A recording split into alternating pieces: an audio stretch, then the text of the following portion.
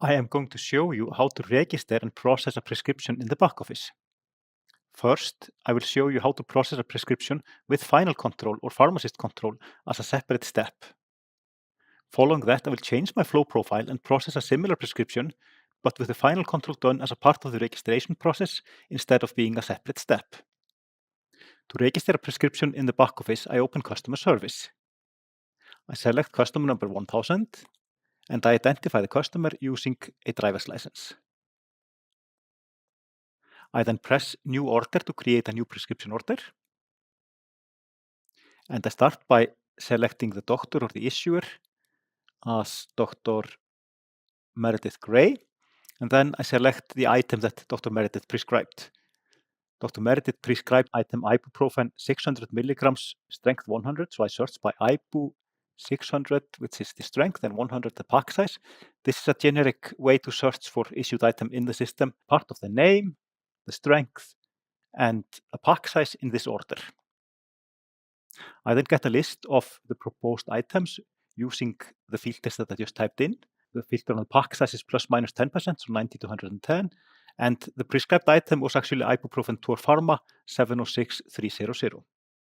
I know that there exists a cheaper generic alternative, so I'm going to change the delivered item to something that costs less.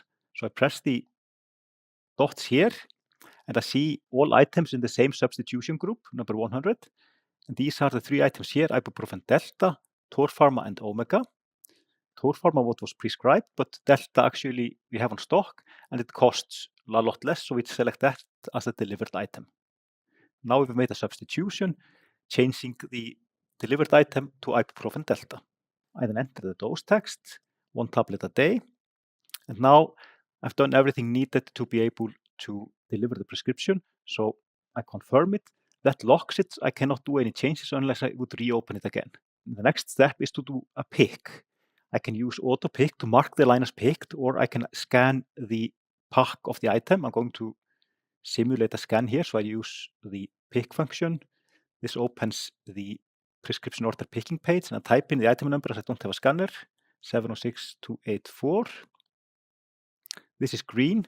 If there were 2 packs, I would have to scan twice, but as there is only 1 pack, I only need to scan once. This is green, and I can finalize this.